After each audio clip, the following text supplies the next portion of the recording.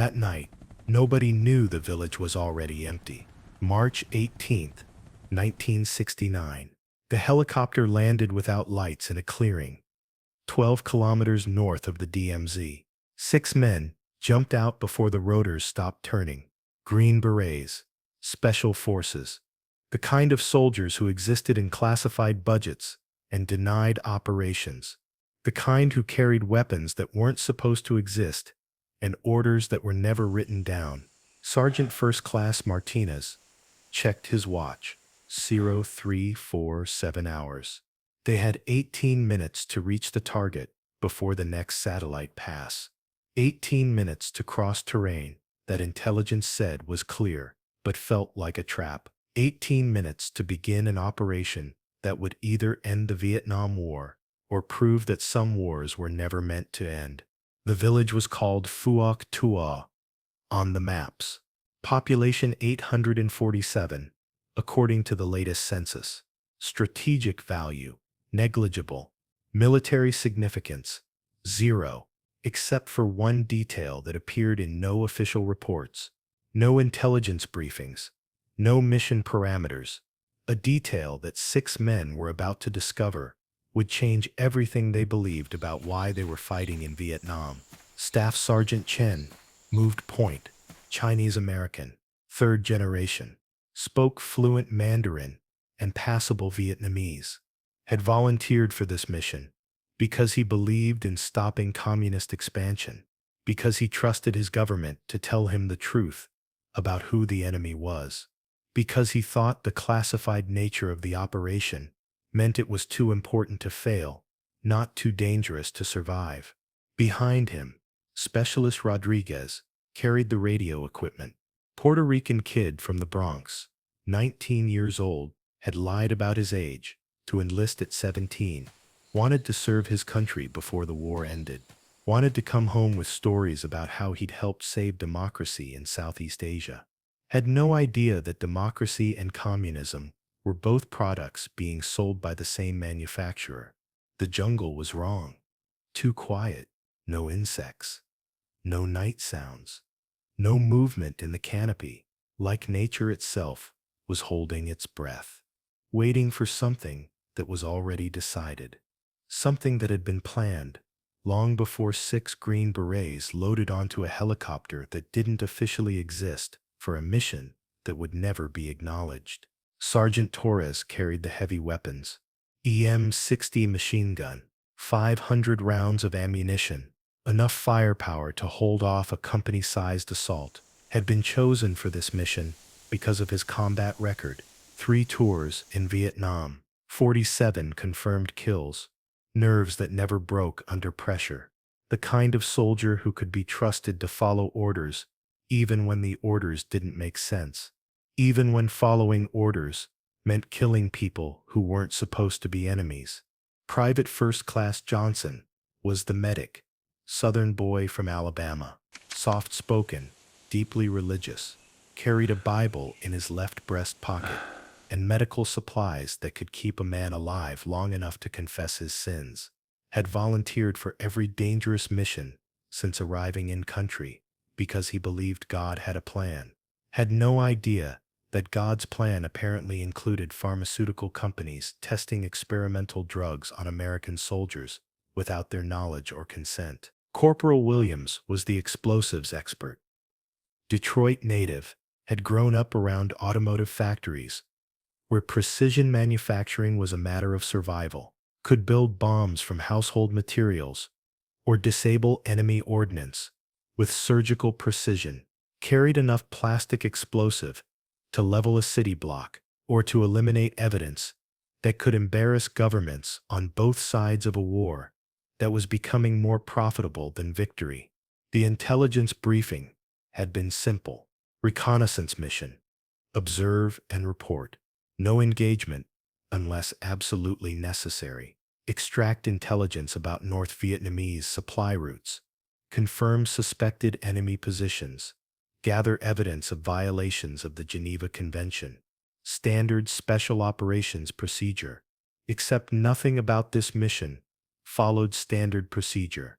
starting with the fact that their orders came from someone who didn't officially exist in the military chain of command. Colonel Harrison had briefed them personally. No aides, no recording equipment, no written documentation, just 6 soldiers in a room that wasn't supposed to be used for classified briefings by an officer whose security clearance was higher than the commanding general's. An officer who looked more like a civilian contractor than a career military man, who spoke with the authority of someone who answered to people who didn't wear uniforms. The briefing had lasted exactly 23 minutes, long enough to provide tactical information, short enough to avoid inconvenient questions, long enough to establish plausible deniability, short enough to prevent the soldiers from understanding what they were really being asked to do, what they were really being sent to find, what they were really being prepared to forget if they survived long enough to remember. They moved through jungle that had been defoliated 6 months earlier. Agent Orange, chemical defoliation, designed to eliminate enemy concealment. Except the chemical had killed everything: trees, plants, animals, insects, soil microorganisms, everything except the enemy, who had simply moved deeper into areas where American chemicals couldn't reach, areas where American soldiers weren't supposed to go, areas where American soldiers wouldn't be protected by American military support if something went wrong. The village appeared at 0412 hours, exactly where the intelligence report said it would be, exactly as described in the reconnaissance photos, exactly matching the tactical assessment provided by Colonel Harrison, except for one detail that changed everything. The village was empty, not abandoned, not evacuated, not destroyed by bombing or artillery.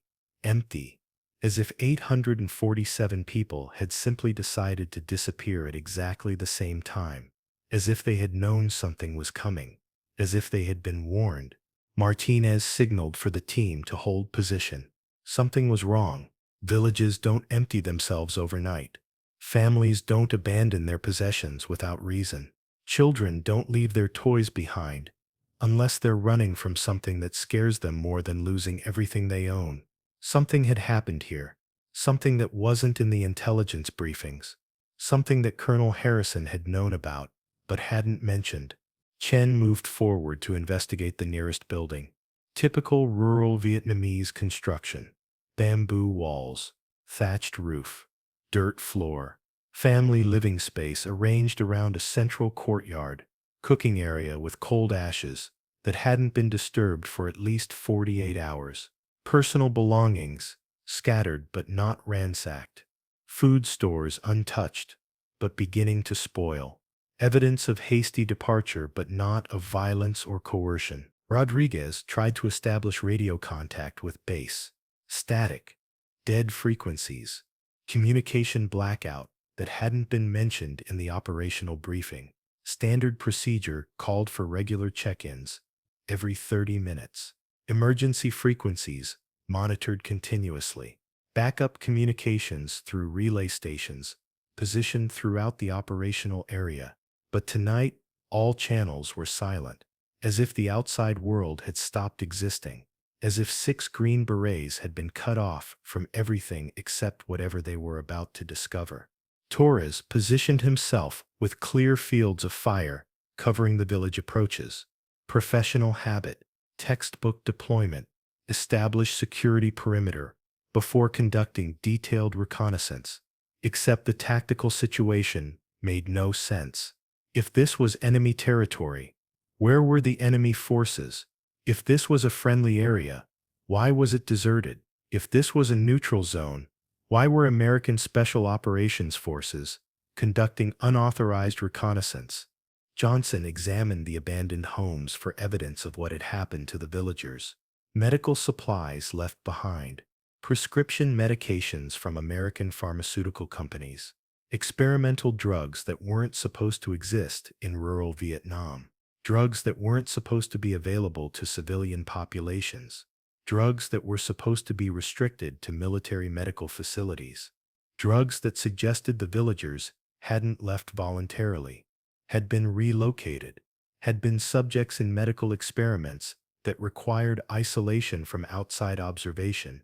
Williams found something that changed the entire mission. Hidden beneath a false floor, in what appeared to be a normal family dwelling, American military equipment, not captured weapons, not black market purchases, not equipment provided to South Vietnamese allies, new equipment, serialized equipment, equipment that could be traced back to specific manufacturing contracts with specific military units, equipment that had been delivered to this village deliberately, recently, by people who had official authorization to distribute American military hardware to Vietnamese civilians. The equipment included communication devices that were more sophisticated than anything the Green Berets carried, surveillance equipment that was beyond current military technology, weapons that were still in the prototype phase, medical devices that were classified above the security clearance of special operations soldiers, equipment that proved this village wasn't what it appeared to be, wasn't a normal rural community, was some kind of facility, some kind of installation, some kind of operation that required security clearances higher than special forces authorization. Martinez began to understand why the village was empty, why the communication blackout was in effect, why Colonel Harrison had looked more like a contractor than a soldier. This wasn't a reconnaissance mission. This was a cleanup operation. 6 Green Berets had been sent to eliminate evidence of something that had gone wrong, something that could embarrass the U.S. government if it became public, something that could end careers and topple administrations if the truth came out. But eliminating evidence meant eliminating witnesses. And the only witnesses to this classified operation were 6 Special Forces soldiers who had volunteered for a mission they thought was about serving their country, who had trusted their government to tell them the truth about why they were risking their lives, who had believed that classified operations were classified to protect national security, not to protect the people running them from accountability. Chen discovered documents hidden in a well that hadn't been completely destroyed, reports written in English by American personnel, not military reports, not intelligence assessments, not tactical evaluations, medical reports, experimental protocols, test results, documentation of pharmaceutical trials conducted on Vietnamese civilians without their knowledge or consent, documentation that proved American companies had been using the Vietnam War as an opportunity to test experimental drugs on human subjects who couldn't complain to regulatory authorities. The documents revealed that Phuoc Tuy wasn't a village, it was a laboratory. 847 people weren't villagers, they were test subjects. The Vietnam War wasn't just about stopping communist expansion, it was about creating opportunities for American corporations to conduct human experimentation that would be illegal in the United States. Experimentation that required a war zone where oversight was impossible and accountability could be denied. Rodriguez found evidence that the communication blackout was deliberate. Radio jamming equipment positioned around the village perimeter. American radio jamming equipment, equipment that proved someone didn't want the Green Berets to report what they found, didn't want them to call for extraction, didn't want them to survive long enough to testify about what they had discovered, wanted them to disappear as completely as the 847 test subjects who had been relocated before their elimination could be discovered. Torres realized that the tactical situation was hopeless. They were surrounded by American forces, not enemy forces, forces that had orders to ensure that nothing and no one left the village, forces that had been told the Green Berets were enemy infiltrators who needed to be eliminated, forces that would kill 6 American soldiers to protect American corporate interests, forces that would claim the deaths were caused by enemy action rather than friendly fire directed by people who were supposed to be on the same side. Johnson understood that the medical supplies he had found weren't abandoned by fleeing villagers. They were evidence of experiments that had killed some of the test subjects and sickened others. Experiments with chemical weapons that were being developed for use against American enemies, but tested on Vietnamese allies. Experiments with biological agents that were designed to target specific genetic markers. Experiments with psychological drugs that were intended to create perfect soldiers who would follow orders without question or conscience. Williams knew that the explosives he carried weren't for destroying enemy installations. They were for destroying evidence of American war crimes, for eliminating the village completely, for making it look like enemy action had destroyed a legitimate military target, for covering up pharmaceutical experiments that had violated every international law governing medical research, for protecting American officials who had authorized activities that would be considered crimes against humanity if conducted by enemy forces. The 6 soldiers sat in the empty village and processed the implications of what they had discovered. They were not special forces conducting a reconnaissance mission. They were not American soldiers serving their country's interests. They were not heroes fighting for freedom and democracy. They were cleanup crew for a corporate operation that had used the Vietnam War as cover for human experimentation. They were expendable assets whose elimination would protect people who had never risked their lives for anything except profit margins. At 0627 hours, they heard helicopters approaching.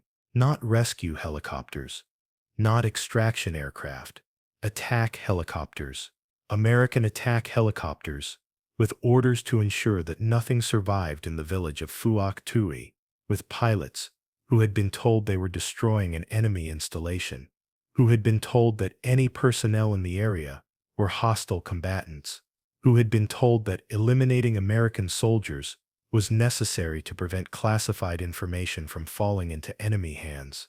Martinez made the decision that would define the rest of their lives.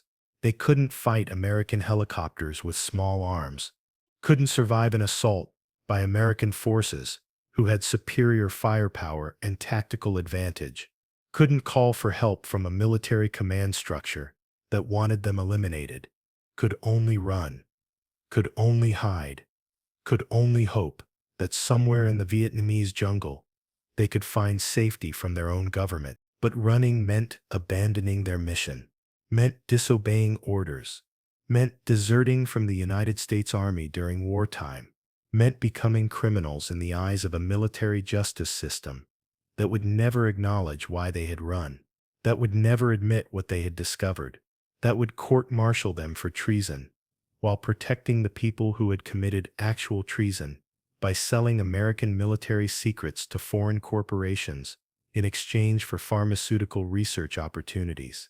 Chen grabbed as many documents as he could carry, evidence that could prove what had happened in Phuoc Tuy, evidence that could expose the pharmaceutical experiments, evidence that could reveal the corporate conspiracy that had turned the Vietnam War into a business opportunity, evidence that could save American lives by exposing the people who were willing to sacrifice soldiers to protect profit margins, evidence that would also make him a target for elimination by people who had unlimited resources and no moral constraints. Rodriguez destroyed the radio equipment to prevent it from being used to track their movements. Standard escape and evasion procedure.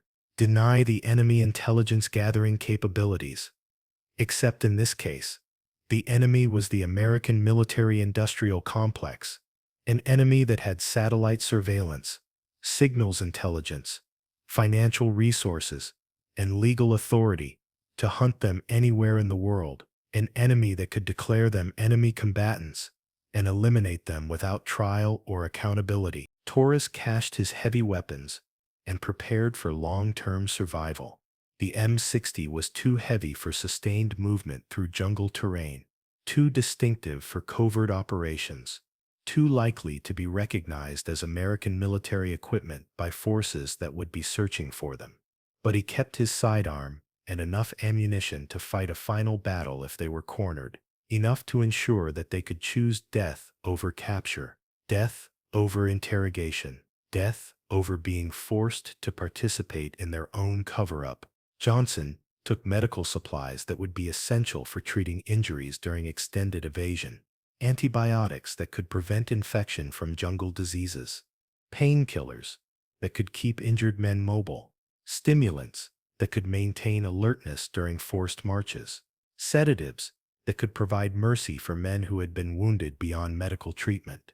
Everything necessary to keep sick soldiers alive long enough to expose the truth about American war crimes. Williams rigged the remaining evidence to explode if anyone tried to remove it improperly. Booby traps that would destroy American military equipment rather than let it be recovered and reused. Explosives that would eliminate fingerprints and DNA evidence that could be used to identify the soldiers who had discovered the pharmaceutical conspiracy. Charges that would make it impossible to determine exactly what had been found or who had found it, but also charges that would confirm that American special forces had been present, which would raise questions that someone would have to answer. The helicopters arrived at 06:34 hours. Gunships that immediately began destroying the village with rockets and machine gun fire. Systematic destruction designed to eliminate every building, every piece of equipment, every scrap of evidence that could prove what had happened.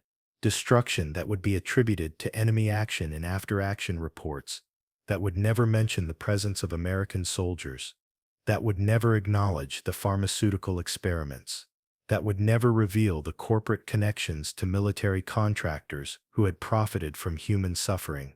The 6 soldiers escaped into jungle that offered concealment, but not safety, into terrain that was controlled by North Vietnamese forces, who would kill them as enemy soldiers, into territory that was monitored by American intelligence services, who would kill them as deserters, into a landscape where survival depended on avoiding everyone, trusting nobody, and finding shelter in a war zone where every faction had reasons to eliminate them.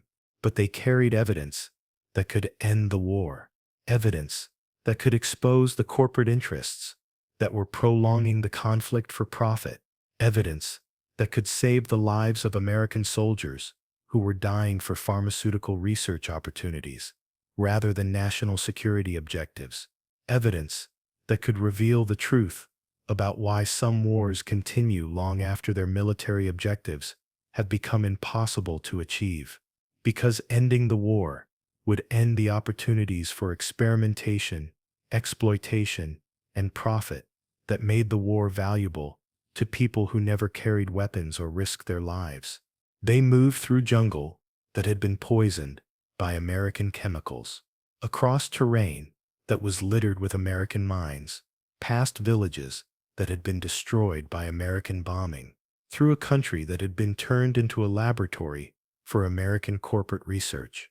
Research that tested not only pharmaceutical products, but also weapons systems, surveillance technology, psychological warfare techniques, and population control methods that would later be used against American citizens who opposed American foreign policy. The Vietnam War had never been about stopping communist expansion. It had been about creating conditions that would allow American corporations to conduct research that was illegal in the United States. Research that required human test subjects who couldn't complain to regulatory authorities. Research that required a war zone where oversight was impossible and accountability could be denied. Research that required soldiers who would follow orders without asking questions and die without revealing secrets. Martinez led his men deeper into enemy territory because enemy territory was safer than American-controlled areas. North Vietnamese soldiers might kill them, but they would kill them as enemy combatants in a legitimate war. American forces would kill them as criminals who had discovered inconvenient truths about illegitimate activities, would kill them as traitors who threatened to expose activities that were actually treasonous, would kill them as security risks who knew too much to live and too little to understand why their deaths were necessary. 6 American soldiers became fugitives from American justice while carrying evidence that could restore American integrity, became criminals in the eyes of a government that was committing actual crimes against humanity, became enemies of a state that had betrayed everything the state claimed to represent, became targets for elimination by people who claimed to be defending democracy while practicing tyranny, became living proof that the greatest threat to American values came from Americans who had abandoned those values for profit and power. They lived in the jungle for 7 months, surviving on captured enemy rations, avoiding American patrols and North Vietnamese forces, treating their own wounds with medical supplies taken from abandoned villages, learning that survival in Vietnam required staying away from everyone who was supposed to be fighting the war, because the war was being fought for reasons that had nothing to do with the reasons soldiers thought they were fighting, for purposes that served corporate interests rather than national interests, for objectives that required eliminating anyone who might reveal what those objectives actually were. The evidence they carried proved that pharmaceutical companies had used Vietnamese civilians as involuntary test subjects for experimental drugs that were later sold to American consumers, that weapons manufacturers had tested illegal chemical and biological weapons on villages that were told they were receiving medical assistance, that intelligence agencies had conducted psychological experiments on prisoners of war who were classified as missing in action to prevent international monitoring, that the Vietnam War had been prolonged deliberately to provide opportunities for research that would have been impossible during peacetime. But proving war crimes required surviving long enough to present evidence to authorities who weren't complicit in the crimes, required finding journalists who weren't dependent on government sources for information, required reaching officials who weren't controlled by corporate interests that profited from the activities being exposed, required trusting institutions that hadn't been corrupted by the same forces that had turned a military conflict into a business opportunity. The 6 soldiers learned that survival meant accepting that they could never return home, could never resume their previous lives, could never trust their own government again, could never believe that military service was about serving national interests rather than corporate interests, could never assume that classified operations were classified to protect national security rather than to protect criminal activity, could never return to a country that would kill them to protect secrets that should never have been kept. They made contact with French journalists who were investigating American activities in Southeast Asia, journalists who had sources in European intelligence agencies that were monitoring American corporate activities for competitive intelligence purposes, journalists who had protection from NATO allies who were concerned about American pharmaceutical companies using European citizens as test subjects for drugs that had been developed through Vietnamese human experimentation, journalists who could publish evidence that would expose American war crimes without being subject to American legal retaliation. The story was published in Le Monde on November 15, 1969. Front page coverage of American pharmaceutical experiments conducted on Vietnamese civilians. Documentation of corporate conspiracy to use the Vietnam War as cover for human experimentation. Evidence that American soldiers had discovered the operation and been targeted for elimination by their own government. Proof that the military-industrial complex was willing to sacrifice American military personnel to protect corporate profits. Revelations that forced congressional investigations that were immediately classified to prevent public disclosure of activities that had been funded with taxpayer money. The 6 soldiers were officially declared killed in action. Their families were told they had died heroically defending American interests in Southeast Asia. Their military records were classified to protect operational security. Their evidence was dismissed as enemy propaganda designed to undermine American morale. Their sacrifice was transformed into proof of communist treachery rather than evidence of American corporate criminality. Their deaths were used to justify increased military spending rather than to expose the reasons why military spending was being misdirected toward activities that had nothing to do with national defense. But they didn't die in Vietnam. They disappeared into a world where former American soldiers lived as stateless persons, where evidence of American war crimes was protected by people who understood that exposure would destroy international confidence in American leadership, where the truth was preserved by enemies of the American government who were also enemies of the American people, where justice required abandoning any hope of American justice, where serving American values required becoming an enemy of the American state. The pharmaceutical companies continued their research, using different locations and different methods. The intelligence agencies continued their experimentation, using different subjects and different cover stories. The weapons manufacturers continued their testing, using different conflicts and different justifications. The war crimes continued because the criminals were never prosecuted, because the evidence was classified, because the witnesses were eliminated, because accountability would have required admitting that American democracy had been subordinated to American corporate interests. This story ends here, but the war doesn't end. It just moves to different laboratories, different test subjects, different soldiers who discover too late that they're not fighting for their country. They're fighting for corporations that view countries as business opportunities and soldiers as experimental subjects. They're fighting for people who measure success by profit margins rather than by human welfare. They're fighting for a system that requires war to justify activities that would be criminal during peace.